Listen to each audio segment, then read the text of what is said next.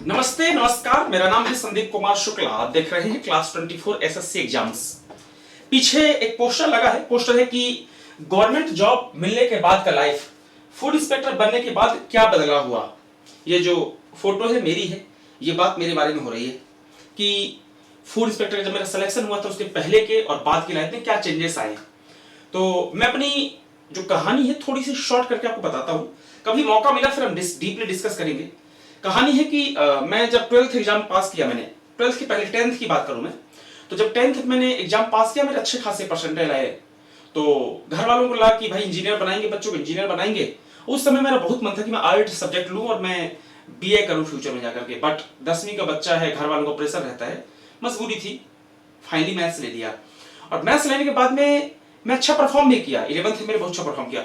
Even मेरे maths में 100 out of 100 marks थे, जो क्वार्टरली हाफ ईयरली होता है उसमें। फाइनल एग्जाम में 99 मार्क्स थे मेरे मैथ्स में। और 11th में जब अच्छे मार्क्स आते हैं तो लोग, घर वालों को लगता है कि नहीं चीजें सही है, इसकी इंजीनियर बनेगा, टेक्निकल स्ट्रॉन्ग है।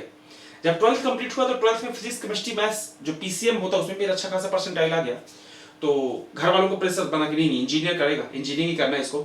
और मेरा बहुत था कि नहीं मुझे बीए करना है, बीए करना है, बीए करना है। बट अल्टीमेटली घर वालों को जो था वो करना पड़ा मेरे को।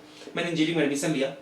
और जब इंजीनियरिंग में एडमिशन ले लिया तो फिर जब मैं प्रेशर फील किया, क्योंकि मेरा टेक्निकल पोर्शन बहुत वीक है, मैं टेक्निकल आदमी हूं नहीं। मतलब मुझे यह एहसास बहुत अच्छे से था कि इंजीनियरिंग पढ़ाई करना और इंजीनियर की नौकरी करना दोनों में जमीन आसमान का अंतर होता है। तो क्लियर था कि मैं इंजीनियर की नौकरी नहीं कर सकता, मेरा टेक्निकल उतना स्ट्रॉन्ग है नहीं, मैं नहीं कर पाऊंगा। अल्टीमेटली खुद किस्मती अच्छी थी कि घर वालों को भी एहसास हो गया इंजीनियरिंग के 3rd ईयर आते आते कि ये इंजीनियर बनने लायक नहीं है, ये नहीं बन पाएगा, इसका इंटरेस्ट बिल्कुल भी नहीं है। तो ये जो चाहता है चलो वो करा देते हैं। और फाइनली घर वाले कन्विंस हुए। और फिर मैं 2013 में मैंने यूपीएससी की कोचिंग ज्वाइन की। भोपाल से इंजीनियरिंग कर रहा था, तो भोपाल में मैंने 4th ईयर में, लास्ट जो 2013 से 14 का मेरा साल था 4th ईयर का, उसमें कॉलेज के टाइम पे मैंने कोचिंग ज्वाइन की थी। तो वहां से मेरा आया था कि भाई एक बेसिक मेरे क्लियर हो जाएंगे, जब दिल्ली जाऊंगा तो मैं तैयारी करूंगा। मैं दिल्ली गया तैयारी करने के लिए। अच्छे से याद है 12 जून 2014 को मैं दिल्ली पहुंचा था यूपीएससी की तैयारी करने के लिए। 3 जून 2014 को हमारा 8वें सेमेस्टर का लास्ट ईयर का लास्ट एग्जाम था। और 5-6 दिन के लिए घर गया। दिन 12 तारीख को मैं कहाँ चला गया, दिल्ली। दिल्ली में तैयारी करना शुरू किया। तैयारी किया तो यूपीएससी का था, पहले से थोड़ा इंटरेस्ट भी था अच्छा खासा। हिस्ट्री, ज्योग्राफी, पॉलिटी ये मेरे बहुत ही फेवरेट सब्जेक्ट्स थे। पढ़ना शुरू किया, मजा आना शुरू हुआ। पढ़ते पढ़ते 1 साल हुआ, पेपर दिया, एक बार नहीं निकला, फिर दूसरी बार दिया तो प्री मेंस निकला। फिर ऐसा चलता रहा। कहानी पहुंच जाती है 2018 तक, मतलब 2014, 15, 16, 17 4 साल निकल जाते हैं। यूपीएससी के 3 इंटरव्यू दिया, फाइनली सिलेक्शन नहीं हुआ मेरा।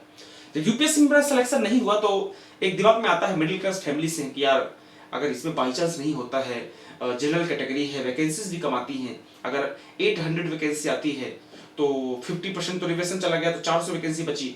फिर 400 वैकेंसी में ईडब्ल्यूएस वाली कहानी हो गई, 10% वो माइनस कर लीजिए तो 350 बची।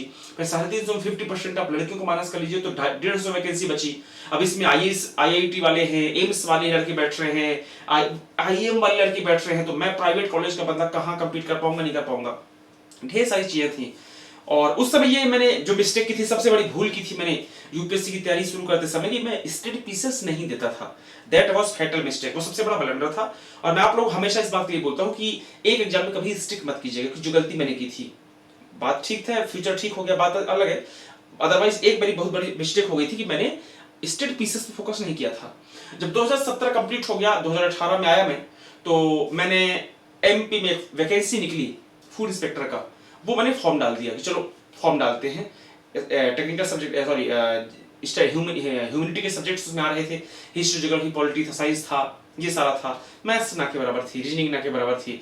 मैथ्स मेरी खराब थी, रीजनिंग फिर भी ठीक ठाक थी मेरी। रीजनिंग वाला माइंड था। मैंने पेपर दिया। पेपर देने के बाद मुझे अच्छे से याद है अप्रैल लास्ट में इसका रिजल्ट आया। अप्रैल लास्ट में रिजल्ट आया और किस्मत इतनी अच्छी, मेरा वहां पर सिलेक्शन हो गया। मतलब 2014 से स्ट्रगल चला था, मेरा फाइनल सिलेक्शन हो गया। अब यहाँ पर मैं 2 फेज क्रिएट कर रहा हूँ। पहला फेज सिलेक्शन के पहले का, दूसरा फेज सिलेक्शन के बाद का। मैं आपको बताऊं कि जब मैं सिलेक्शन के पहले, क्योंकि मेरा दिमाग में था कि भाई अगर मेरा कहीं सिलेक्शन नहीं होता है तो मुझे टीचिंग शौक है, मुझे टीचिंग पढ़ाना अच्छा लगता है, मैं टीचिंग करूंगा। मतलब यूपीएससी की अच्छी तैयारी की है तो हम स्टेट पीसेस के या बाकी अदर एग्जाम्स के हम अच्छा पढ़ा सकते हैं। तो जब मैं सिलेक्शन के पहले जब मैं बच्चों को पढ़ाता था या कि किसी कोचिंग में जाता था कि भाई दूसरी कोचिंग में ट्राई करना है, इस कोचिंग मुझे मौका मिले, तो जो वहां का रिस्पॉन्स होता था टीचर्स का या वहां के जो ऑनर्स होते थे, सीईओज होते थे, उनका होता था कि सर आपका सिलेक्शन नहीं हुआ है, हम कैसे आपको बच्चे के सामने खड़ा कर दें, ये सवाल होते थे।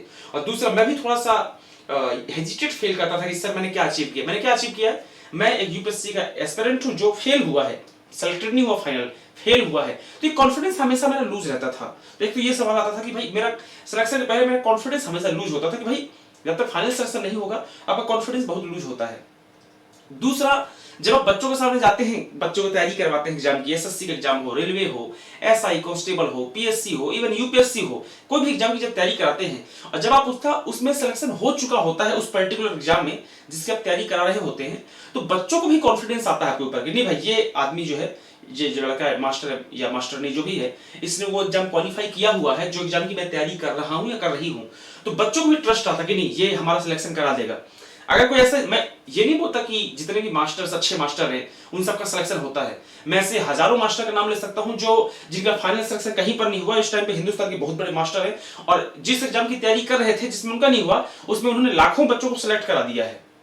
बट मैं अपने कॉन्टेक्स्ट की बात करता हूँ, मुझे महसूस होता था जब मैं सिलेक्शन के पहले पढ़ाता था तो मैं बच्चों को उतना कॉन्फिडेंस में नहीं ले पाता था और बच्चे भी उतना कॉन्फिडेंस नहीं कर पाते थे मेरे ऊपर, कॉन्फिडेंस फील नहीं कर पाते थे कि ये मास्टर सिलेक्शन करवा देगा नहीं करवाएगा। होता है, सबका शक होता है, दिमाग में आता है। लेकिन जब मेरा सिलेक्शन हुआ तब क्या चेंजेस आया? पहला चेंजेस तो मेरा ये आया कि जो मैं बच्चों को पढ़ाता था तो मैं कॉन्फिडेंस फील कर रहा था कि नहीं भाई मेरा सिलेक्शन हुआ है, जो स्ट्रेटजी मैंने अपनाई है वो स्ट्रेटजी आप अपनाइए, आपका काम हो जाएगा। इस स्ट्रेटजी से पढ़ाई करेंगे तो आपका काम हो जाएगा, इस स्ट्रेटजी से काम करेंगे तो आपका 100% किसी न किसी एग्जाम में सिलेक्शन हो जाएगा। ये सबसे बड़ी चीज फील करता था मैं। बच्चों को भी कॉन्फिडेंस फील हुआ कि नहीं भाई ये टीचर जो है ये इसने एग्जाम क्वालिफाई किया है, वो एग्जाम क्वालिफाई किया है, उसके समांतर ही हम किसी न किसी एग्जाम की तैयारी कर रहे हैं। फूड इंस्पेक्टर एग्जाम निकालने का मतलब है कि एसएससी के जितने एग्जाम्स होते हैं, रेलवे के एग्जाम्स होते हैं, एसआई कांस्टेबल्स होते हैं, उस लेवल का एग्जाम होता है वो। तो उस एग्जाम के जितने भी बच्चे तैयारी कर रहे थे वो सब कॉन्फिडेंस फील कर रहे थे उन पर कि नहीं भाई ये टीचर ने सिलेक्शन लिया है तो हमको भी सिलेक्शन करा देगा, इसमें कैपेबिलिटी है, इसने साबित किया है। एक तो ये तो बच्चों के और मेरे कॉन्टेक्स्ट में ये संदर्भ आया कि सिलेक्शन के पहले सिलेक्शन की बात बता दी कि कॉन्फिडेंस का खेल। दूसरा, जब मेरा सिलेक्शन हो गया तो जब मैं सिलेक्शन के पहले जब मैं किसी कोचिंग वालों से बात करता था, किसी सीईओ से या किसी से, तो मैं उतना कॉन्फिडेंस फील नहीं करता था कि भाई मैं ये करा दूंगा, आप मुझे इतना दीजिए या मैं इतने बैचेस ले लूंगा, इतना पढ़ा लूंगा। वो भी मुझे शक की निगाह से देखते थे भाई इसका कहीं सिलेक्शन हुआ नहीं, पता नहीं पढ़ा पाएगा नहीं पढ़ा पाएगा। लेकिन जब मेरा सिलेक्शन हो गया देन उसके बाद जब मैंने पढ़ाना शुरू किया तो कंपनी को भी मेरे ऊपर ट्रस्ट होता था कि नहीं भाई ये आदमी जो है ऑलरेडी सिलेक्टेड है और बहुत अच्छा कर रहा है, बच्चों को ट्रस्ट आ रहा है। उन्होंने भी मेरे को थोड़ा पुश किया कि आप और आगे आके बच्चों को पढ़ाइए, बच्चों को बेस्ट से बेस्ट दीजिए। क्योंकि कंपनी की भी पॉलिसीज होती है कि जब कोई कंपनी होती है, जब आप वहां पर पढ़ाते हैं, हजारों टीचर्स होते हैं, 10 20 50 100 जितने टीचर्स होते हैं, तो कंपनी भी देखती है कि भाई ऐसा कौन कैपेबिलिटी वाला है जिसने ऑलरेडी एग्जाम निकाला हुआ है, नया एग्जाम निकाला हुआ है और वो ऐसा काम कर सकता है जिससे कि हमारे बच्चों को फायदा होगा। और कंपनी के पॉइंट ऑफ व्यू से भी बात करेंगे तो कंपनी को भी लगता है कि नहीं भाई इसका सिलेक्शन हुआ, तब इसको फेस अगर आगे रखेंगे तो लोगों को भी ट्रस्ट होगा कि यहाँ पर वो लोग पढ़ाते हैं जिनका ऑलरेडी सिलेक्शन हुआ है, उन्होंने छोड़ा हुआ है जॉब और इनको ऑलरेडी सिलेक्शन हो चुका है। तो लोगों को भी ट्रस्ट होगा, मार्केट को भी ट्रस्ट होगा, बच्चों को भी ट्रस्ट होगा कि भाई जिसने ऑलरेडी एग्जाम निकाला है अगर एग्जाम की तैयारी कराएगा तो सिलेक्शन के चांसेस ज्यादा बन जाते हैं। तो ये बहुत बड़ा मेजर जो डिफरेंस है फील हुआ। तीसरा, अगर मैं अपने पर्सनल लेवल पे बात करूं तो पर्सनल लेवल पे ये था कि जब मैं आज भी आईने के सामने खड़ा होता हूं तो जब मैं महसूस करता हूं कि भाई मेरी जर्नी रही है 2014 से लेकर अभी तक की क्या जर्नी रही है। देखिए पैसा कमाना ना कमाना अलग चीज है, लोग पैसा कमा लेते हैं इस टाइम पे, इस हिंदुस्तान में वर्तमान की अगर बात करें तो आज की डेट में 1,00,000-2,00,000 रुपए महीना कमाना कोई बड़ी चीज नहीं रह गई है किसी के लिए भी। इवन आप हो चाहे कोई भी हो, किसी के लिए भी 1,00,000-2,00,000 रुपए कमाना आजकल महीने की बड़ी बात नहीं रह गई है। तो पैसा तो अलग बात है, बट आज मैं एक चीज का गर्व महसूस करता हूं कि जब मैं ये अपनी हिस्ट्री को देखता हूं, अपनी जर्नी को देखता हूं कि मैंने एग्जाम की तैयारी की, मेरा सिलेक्शन नहीं हुआ, इस यूपीएससी मेरा मेन फोकस था। मैं तो ये भी मानता हूं भाई मेरा यूपीएससी मेन फोकस था, उसमें सिलेक्शन नहीं हुआ, पार्ट प्लान बी जो था उसमें सिलेक्शन हो गया। बट आज जब भी मैं देखता हूं तो लगता है कि नहीं भाई यूपीएससी के लिए मैंने अच्छी मेहनत की थी, जी तोड़ मेहनत की थी। जब भी आप देखते होंगे मैं जब क्लास पढ़ाता हूं तो हमेशा एक चीज बोलता हूं आपसे कि ईमानदारी से की गई मेहनत कभी व्यर्थ नहीं जाती है, कुछ ना कुछ जरूर मिल जाता है। वो कुछ ना कुछ जो मिलता है ना वो मैंने फील किया है, महसूस किया है। इस कारण से मैं आपको बोलता हूं कि भाई मेहनत करते चलो, कोई ना कोई एग्जाम जरूर निकल जाएगा, एक ना एक एग्जाम में निशाना लगेगा और आपका एग्जाम निकल जाएगा, जैसे मेरे साथ हुआ। तो मैं खुद को महसूस करता हूं भाई मेहनत की थी, अच्छी मेहनत की थी, कभी गिल्ट फील नहीं होता मेरे को यार मैंने काइयापन कर दिया, मैंने लापरवाही कर दी पढ़ाई करने में, अगर ये पढ़ लेता तो अच्छा होता, वो पढ़ लेता तो अच्छा होता। देखिए अब एग्जाम में सिलेक्शन नहीं हुआ तो लाजमी सी बात है मुझे मालूम है कि मेरी कमियां क्या थी, वो कमियां अलग चीज है, बट मेहनत में मैंने कोई कसर नहीं छोड़ा, और मेहनत में कोई कसर नहीं छोड़ा उसका रिजल्ट था कि मेरा फाइनल सक्सेस में हो गया था। ज्वाइन नहीं किया, मजा आया, क्योंकि उस टाइम पे करियर मेरा अच्छा चल रहा था, टीचिंग में अच्छा खासा कर रहा था, और मेरा ये प्लान था कि यार टीचिंग में इतना अच्छा चल रहा है कि मस्त मजा आ रहा है पढ़ाने में, और नाम भी हो रहा है, बच्चे पहचान रहे हैं। जब हम रेलवे स्टेशन जाते हैं, किसी रेलवे स्टेशन जाएं, कई बार एयरपोर्ट जाएं, या कोई कहीं भी जाते हैं जब हम, और जब हमारा कोई स्टूडेंट मिलता है, अभी मैं एक छोटा कहानी इंसिडेंट बताता हूँ। अभी मैं जयपुर गया था 3 सितंबर की बात, मैं गुड़गांव से जब जयपुर शिफ्ट हुआ था क्लास 24 के ऑफिस, तो मैं रेलवे स्टेशन में जब उतरा, तो जैसे शाम को रात को 9 साढ़े 9 बजे के आसपास की ट्रेन जब जयपुर रेलवे स्टेशन में उतरा, तो मेरे पास काफी बैग थे, तो हमने बैग खिसका के प्लेटफॉर्म में किनारे रखा, तो वहां से एक आपका असिस्टेंट स्टेशन मास्टर जो है रेलवे के जो होते हैं, वो एक आए और लाइट वाइट उन्हें लिया था, थोड़ी सा मारा, फिर मैंने मुस्कुराया, मैंने बोला क्या बम है क्या, ऐसा मुस्कुरा के मजाक में। तो उन्होंने बोला कि बम नहीं, लेकिन मैंने आपको कहीं देखा है। तो मैंने कब सिलेक्शन आपका हुआ था, तो उन्होंने बोला 2015 में एनटीपीसी में। मैं बोला फिर वाइफ स्टडी तो किया ही हो, बोला हाँ सर। फिर बोला अच्छा अच्छा मैंने आपकी क्लास देखी हो, जीके खजाना क्लास देखा था। तो वो चीजें जो होती है ना, वो दिमाग में लोगों के आता है, और वो अच्छा गर्व महसूस होता है। देखो पैसा अलग कीजिए, पैसा सब कोई कमा लेता है, पैसा कमाना कोई बहुत बड़ी बात नहीं है, आप हो चाहे मैं हूं, कोई भी। मैंने बताया ना, आज की डेट में थोड़ी भी काबिलियत अगर अंदर है, थोड़ी भी कोई ना कोई स्किल है, तो 1,00,000-2,00,000 रुपए महीने कमाना आज की डेट में बहुत बड़ी बात नहीं है, बहुत बड़ी बात नहीं है। ऐसा भी नहीं कि सब कोई कमा लेता है, लेकिन बहुत बड़ी बात नहीं, आप आराम से कर सकते हैं। बट ये जो चीज हमने हासिल की कि हमने पढ़ाया बच्चों को, और जब बच्चों को पढ़ाया तो उनका सिलेक्शन होता है, वो फोन करते हैं, मैसेज करते हैं, लगभग दिन में हर दिन 2-3 मैसेज हमेशा आता है सिलेक्टेड का, फाइनल सिलेक्शन का। वैसे बाकी बच्चों को सिलेक्शन मैसेज आता है, किसी ने ये पढ़ाई की, किसी ने ये पढ़ाई की, किसी का यहाँ सिलेक्शन हो गया, किसी का वहां सिलेक्शन हो गया, बड़ा गर्व महसूस होता है। और यकीन मानिए, जो मैंने पढ़ाया, जो इतना अच्छे से मैं पढ़ा पाता हूँ, इतना कॉन्फिडेंस से पढ़ा पाता हूँ, उसका रीजन सबसे बड़ा रीजन मैं मानता हूँ अपने इस फाइनल सिलेक्शन को। अगर इसमें सिलेक्शन ना हुआ होता, तो हो सकता है आज भी मैं इस महसूस करता कि जब बच्चे बोलते ना, कई बार पढ़ाते टाइम क्लास में बच्चे बोल देते कि सर आप पढ़ा तो रहे हो, आपका कहीं सिलेक्शन हुआ कि नहीं हुआ, तो सीना चौड़ा करके हम बताते हैं भैया हमारा सिलेक्शन हुआ है, हमने छोड़ा है जॉब, क्योंकि हमको पढ़ाने का शौक है। तो ये एक कॉन्फिडेंस फील होता है। अगर इसमें सिलेक्शन ना हुआ होता, तो हो सकता है कि गिल्ट होता कि यार कहीं सिलेक्शन नहीं हुआ, पता नहीं पढ़ा रहे तो अच्छा पढ़ा रहे कि नहीं पढ़ा रहे, जो पढ़ा रहे उससे सिलेक्शन होगा कि नहीं होगा, क्योंकि जो हमने पढ़ा उससे सिलेक्शन नहीं हुआ हमारा, बट बच्चों को पढ़ा रहे हैं, ऐसा ना हो कि जो हम पढ़ाएं उससे सिलेक्शन ना हो। तो ये चीजें आती हैं। तो ये एक लाइफ का फेस है।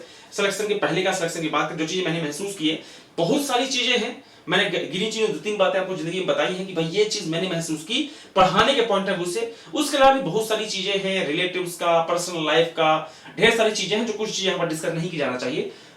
ये रहा है सिलेक्शन के बाद का। और बाकी मैं आपसे ही बोलता हूँ, मैं हमेशा एक चीज बोलता हूँ, भैया मेहनत करते चलो यार, क्योंकि मैं पर्सनली जितना जानता हूँ कि एक, जैसे आप मान लीजिए एसएससी की तैयारी करते हैं, यूपीएससी स्टेट पीएससी हटा दीजिए, अगर आप एसएससी की तैयारी करते हैं, अगर आप सीजीएल की तैयारी करते हैं, जैसे मैं सीजीएल क्लास पढ़ाऊंगा आपको, जब मैं सीजीएल लेवल का आपको पढ़ाता हूं, तो सीजीएल के अलावा CGL, CHSL, MTS, JE, railway का कोई एग्जाम हो, एनटीपीसी, ग्रुप डी, या आपका एएलपी हो, जेई हो, ये स्टेट के जो एग्जाम्स होते हैं, एसआई का, कांस्टेबल का, लेखपाल का, ट्रिपल एससी एग्जाम्स होते हैं, उन सब का एक जैसा जीके होता है। जीके कुछ फर्क नहीं होता, 1857 की क्रांति जो पढ़ेंगे एक जैसी होती है। तो हम अलग अलग एग्जाम के लिए ना पढ़ें।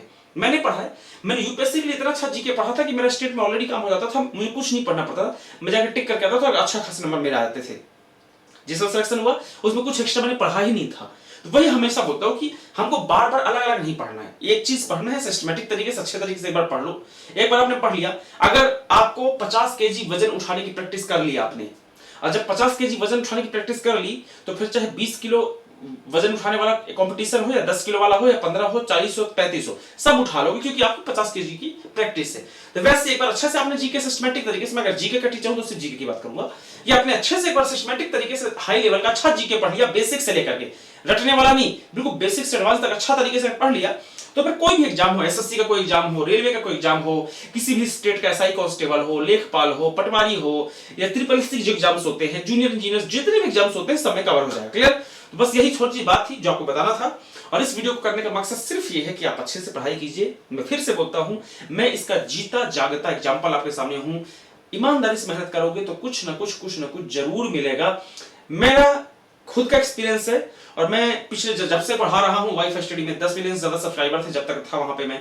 उसके अलावा मैंने अपने चैनल पढ़ाया, स्टडी आईको में रहा, मैं अच्छा लंबा समय व्यतीत किया, कुछ दिन में टेक्स्ट बुक में रहा। एक चीज मैंने देखी है कि लगभग, आप यकीन मानिए, कम से कम कई लाख बच्चे हैं जो हमारे कांटेक्ट में हैं, फेसबुक के माध्यम से, यूट्यूब के माध्यम से। एक चीज मैंने नोटिस की है कि जो भी बच्चा ईमानदारी से मेहनत किया है, उसका कुछ ना कुछ जरूर हुआ है। अभी तक का मेरे को ऐसा कोई भी नहीं मिला जिसने अच्छी मेहनत की है और आके मेरे से बोले कि सर मेरा नहीं हुआ कहीं, अब मेरे से नहीं हो पाएगा, ऐसा कोई नहीं है।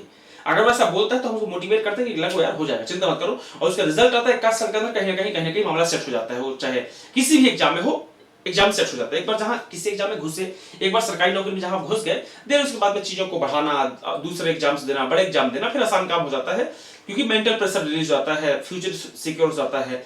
जैसे रेलवे है, अब रेलवे में ग्रुप डी है, आप तैयारी कर रहे हो एनटीपीसी की या सीजीएल की, लेकिन आप अगर मान लीजिए ग्रुप डी में घुस गए, तो ग्रुप डी भी खराब नौकरी नहीं है, 30-32 हजार रुपए मिलता है, सरकारी नौकरी है। मैं बहुत ऐसे बच्चों को जानता हूं जो ग्रुप डी में लग गए थे और बोले सर अब हम फ्री हो गए हैं, अब हमारा फ्यूचर सिक्योर हो गया है, कुछ नहीं होगा, तो 30-32 हजार 35 हजार की नौकरी लग चुकी है, गवर्नमेंट का ठप्पा लग चुका है, जिंदगी कट जाएगी, अब हम फ्री हैं, अब हम बड़े एग्जाम की आराम से तैयारी करेंगे, 30-35 हजार मिलता है, हम कोर्स भी खरीद सकते हैं, आराम से पढ़ाई कर सकते हैं, किताब खरीद सकते हैं, ये सारी चीजें आ जाती हैं। तो मैं ये बोलता हूँ अच्छे से पढ़ाई करते चलिए, कुछ ना कुछ जरूर होगा जीवन में, चिंता मत कीजिएगा। ऐसे वीडियोस के लिए आप चैनल को सब्सक्राइब जरूर कीजिएगा। Class 24 SSC exams.